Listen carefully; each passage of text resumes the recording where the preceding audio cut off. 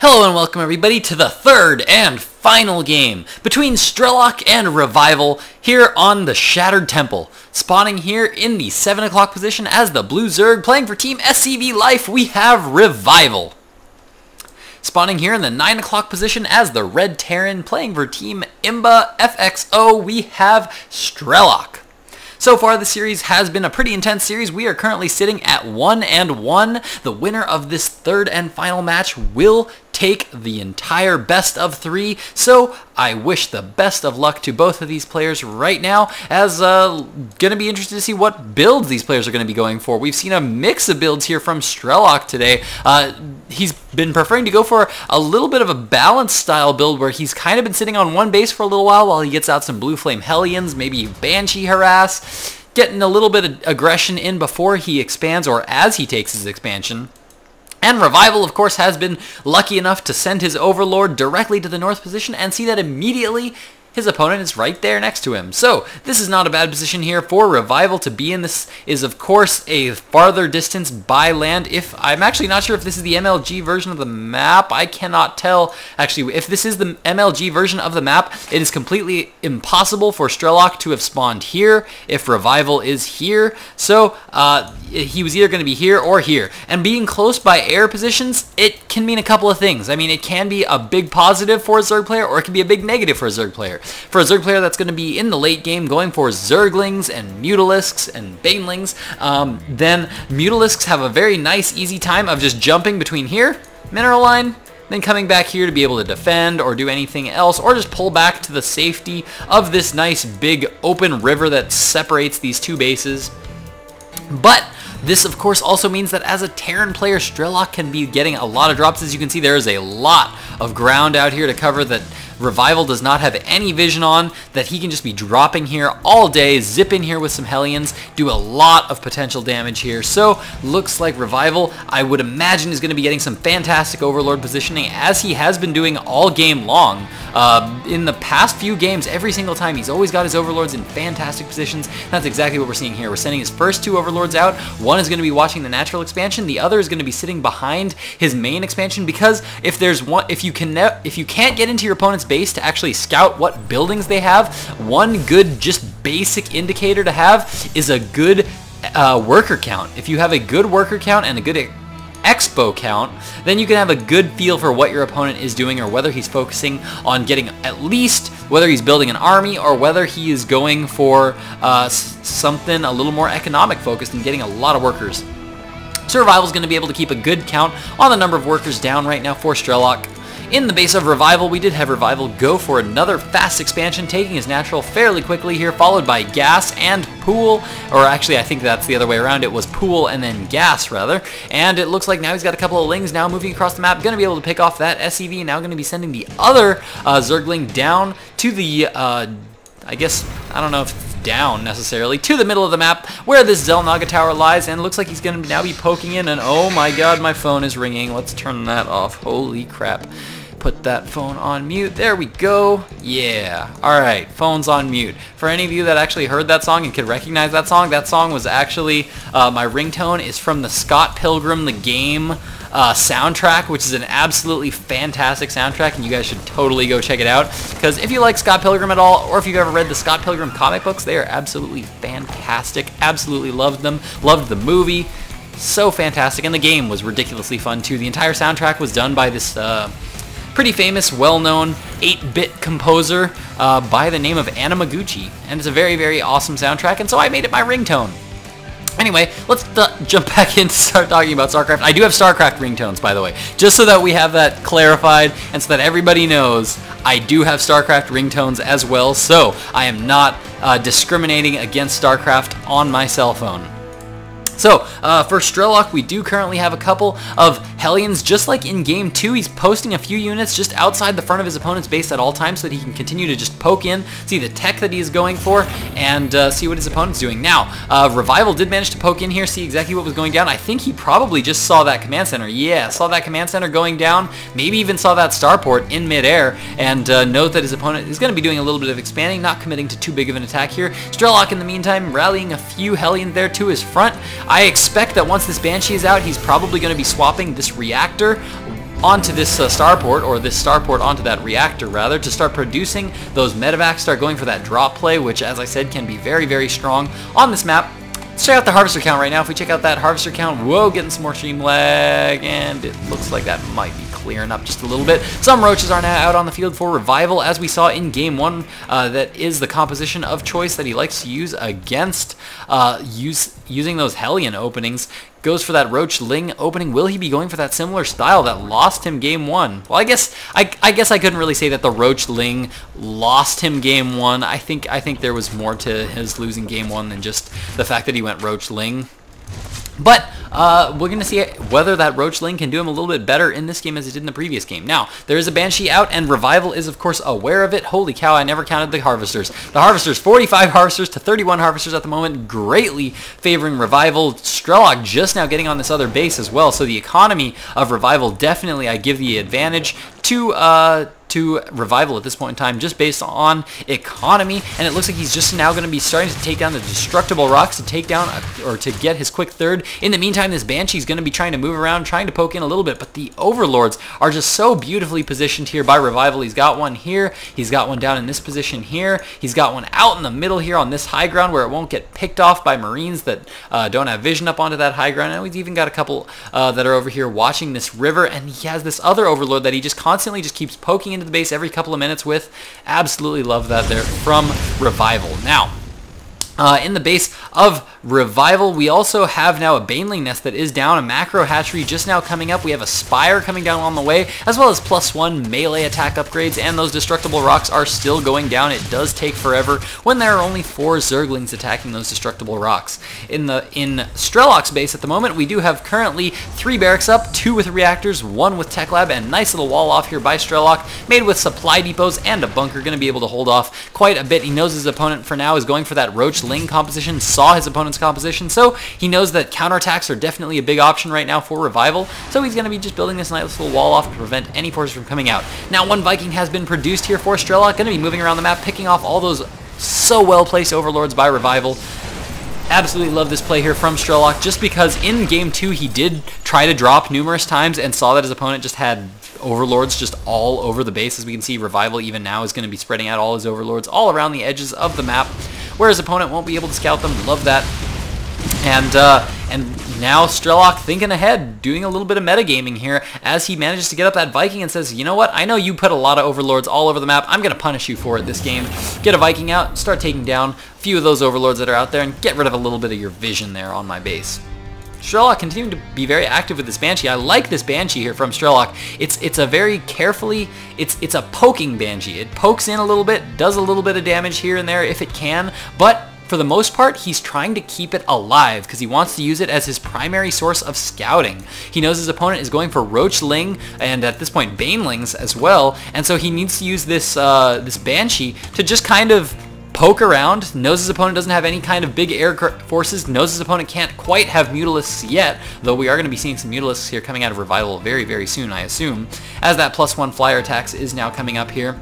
And now we do have some units on patrol here from Revival, making sure that there are no drops coming down, trying to eliminate any possibility of drops. And holy cow, look at that production tab for StrelOk. At this point in time, he's got his factory has now been swapped onto a tech lab. He's got that siege tech currently being researched, coming down right now, getting a lot of Marines, getting a lot of siege tanks, going to be transitioning into that oh-so-standard Marine siege tank play. Could potentially be very, very strong. And now, did StrelOk see that this third went up? Yes, StrelOk did actually was able to poke in there, see that hatchery going down, and now Revival trying to scout around, trying to see exactly what his opponent is at in terms of economy. He's going to be poking into this base, now going to start to probably take down the destructible rocks here, yep, and if he actually pokes into the gold expansion, he'll see that StrelOk is actually taking the gold expansion right now, and looks like we finally have some Mutalisks on the map now for Revival. Going to be moving around, trying to poke in here. StrelOk does have a drop that looks like he was preparing here, but the Mutalisks did definitely scout that little drop there, and Revival's just going to be on the lookout for that drop coming now, definitely.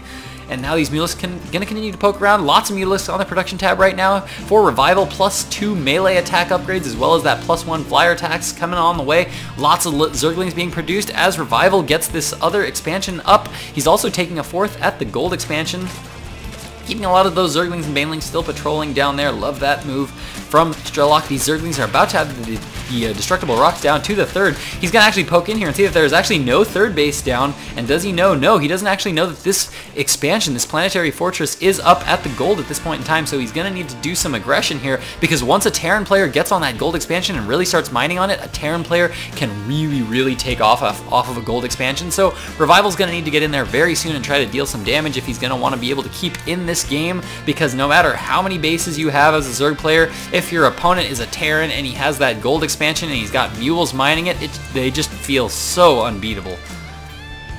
So Revival continuing to spread creep. I love this from Revival. Revival, he's got such a good balance of play. He's got a very solid macro style, but he also does good creep spread, and he's also very good on his injects.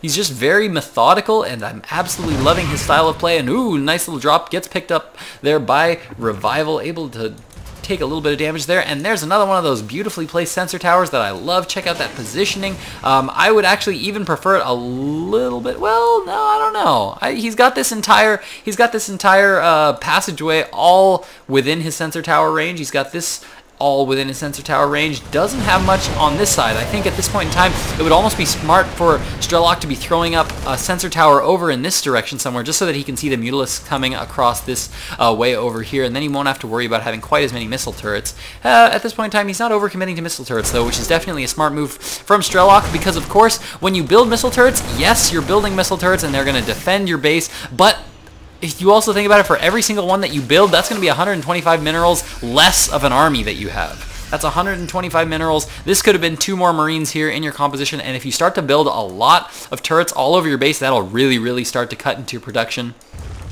Now, it looks like the destructible rocks are now being taken down for Strelok, as it looks like he's going to be trying to take his expansion here. Revival, of course, in there with a few lings so that he can know exactly when his opponent does decide to expand. Right now, the factory count, what's the factory count right now? For Strelok, looks like he's got 2 factories currently up and running. 4 barracks, I believe, is currently out on the field as well. 3 with reactor, 1 with tech lab. We also have a 1-star port here. Oh, there we go. There's another barracks there. So 5 barracks. 1 with that's totally naked and has nothing at all. Now Revival is going to be on this gold expansion now, and things are going to start to look here kind of dangerous here for Strelok. Strelok's max at 200 army, so is Revival. We're going to be seeing a big major engagement here coming in. Lots of Mutalisk count here. The Mutalisk count is very high for Revival. I like this from Revival, actually. As you can see, he hasn't overcommitted to Mutalisks. At this point in time, he's only got, what is this? This is 18 Mutalisks currently up and out on the field. So this is a good number of Mutalisks to have. Some players like Idra will severely overcommit to Mutalisks, and sometimes he'll just straight up lose just because he just does not have enough Mutalisks to really be able to just because he has a lot of Mutalisks for poking and harassing, but Mutalisks are just not good in a direct fight. Now, there is one medevac that is moving around here, and that is going to go for a drop here, but it was scouted by the forces of Revival, and now it looks like Revival is actually going to lose a Mutalisk to that drop there, now pulling back that one Mutalisk there, and it looks like we do have a big engagement here coming for Strelok, as Strelok is now sieging up in the middle. All these Banelings are now coming in, though, and it looks like they are going to be able to connect with a lot of Marines. So many Marines going down, and all the Roaches are now streaming out in, and the Mutalisk cleaning up all the forces of Strelok. Strelok now in a horrendous position at this point in time. He needs to reinforce as fast as he can with lots and lots of Marines to be able to take out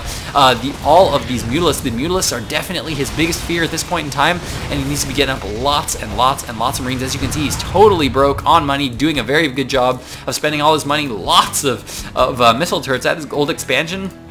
Definitely needs to be defending that right now, as that is his most important resource. But in the meantime, this drop is going to be coming down right now. These Marines are stimming in, going to start to get a few drone kills here, but there really aren't that many drones to kill at this point in time, and I don't know that this is going to be worth it here for Strelok, and I think, yep, the medevac is now going to go down here because it was so low on health, and now Revival in a fantastic position to take this final game, now continuing to macro up more forces right now. Ultralisk Cavern coming down. Looks like he's going to be transitioning into an Ultralisk composition here in the late game. Lots of Banelings being produced. Again, as I was saying before, this Mutalisk composition is perfect. I love the number of Mutalisks that Revival got here. Because I've said this before in casts, but having like 20 Mutalisks is not that much different than having, I don't know, 30 or 40 or even 50 Mutalisks. Once you have some Mutalisks up, once you have 16 or 20 or 24 Mutalisks up, even maybe as many as 30 Mutalisks up, then that is as many as you really want to get, because, I mean, functionally, 30 Mutalisks or 20 Mutalisks serve the same function as 40 or 50 Mutalisks do. See how with just these 18 Mulisks, he can come in, still take out turrets in a good amount of time, still be able to poke in, deal a lot of damage, and now, because he's not overly committing to these Mulisks, which really do sap a lot of resources and a lot of gas, he's now going to have a lot of gas to tech to other things like Ultralisks. And now in the late game here, he's going to have a lot of Ultralisks to be able to take out the forces. We do have chitinous plating coming down right now. A lot of upgrades coming down here. +1 flyer carapace as well as +2 ground carapace. We have burrow coming down, pathogen glands, infestors coming down, all because the Mutalisk count right now is not too high. He only committed to less than 24 Mutalisks this entire game. He's never had more than 24 Mutalisks out at a time, and now he's being very, very active with this small group of Lings and Mutalisk, which are very, very, very effective at being mobile. In the meantime, he's getting up so many Banelings, going to be having up so many Ultralisks very, very soon. But Strelok now pushing out with a lot of forces. Once again, it looks like Revival's going to be moving in here, gonna try to get some workers. And oh no, all the Mutalisks are flying over those Marines. Definitely not the best. Not the worst outcome there, and holy cow, I just missed a major engagement. Oh my god, I'm doing that so much today. I'm having to hit that back button so much, and there we go. Now comes the major engagement here, as we do have a lot of Banelings on the map. Now all these forces of Strelok looks like they are going to be moving on to creep. He's stimming ahead a small group of Marines. Absolutely love that, and oh no, he's not pulling back his Marines at all. Strelok with just too late of a response there. I think he totally could have taken out those Banelings if he would have just split those Marines up and sieged those tanks up, but no, it looks like now he's going to be moving in with all these Mutalisks. Nice magic box there going down for Revival. The magic box, of course, being the technique by which you push the S button to stop your Mutalisks so that they spread out just like they are right now. You just move them to a location, and just as they move over the Thors, you just hit S to stop them, and they will stay nice and spread out and won't clump up, allowing the Thors to be able to deal lots and lots of splash damage to him. And now Revival sitting at max 200 food. At this point, he just wants to stay maxed at 200 food and constantly just throw units at his opponent. And that's what we can see. He's got a couple Ultralisks here leading the charge. These are +2, +4 in upgrades right now, being backed by lots of Zerglings, Infestors back here to pin down groups of Marines, Mutalisks in the front here to take down any siege tanks that come down. And nice fungal growth there goes down for Revival, and now Revival is just going to be able to clean up this attack. Now moving into the natural expansion here of Strelok, and I don't think there's going to be a whole lot Strelok can do. More forces continuing to stream in right now. Strelok still sitting only sitting right now at 80 food to the 200 food of Revival. Revival continuing to stream tons and tons of forces across the map. Looks like this planetary fortress is going to stay alive for a little bit. Those SCVs are healing them so much, but the planetary fortress finally goes down, and Strelok GG's out of the game. That means Revival has taken the series and is one step closer to moving out of the group stages of the IEM Guangzhou tournament.